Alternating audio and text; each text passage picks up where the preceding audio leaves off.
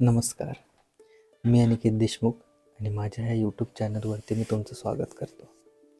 तर आज आपण संत तुकाराम महाराजांचा एक अभंग ऐकवणार आहे.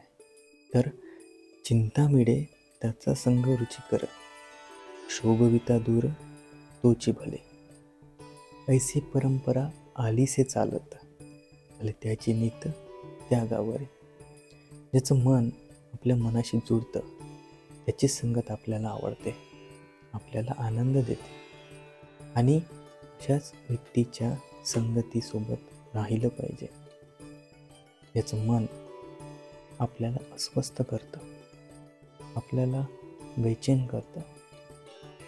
त्या व्यक्तीच्या संगतीपासून दूर राहिलं पाहिजे असे संत तुकाराम महाराज म्हणतात.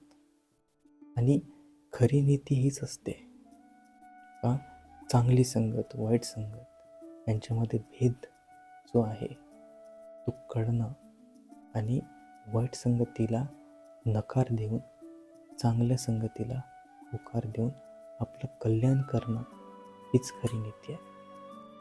पुढे संत तुकाराम महाराज म्हणतात, हो का पिता पुत्र बंधू आणि कोणीतरी, विजाती संग्रही धरू नये, का म्हणे सत्य पाडावे वचन, अन्यथा आपण करू नये.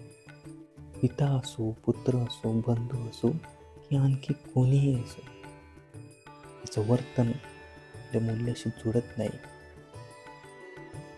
त्याचा सहवास करू नये.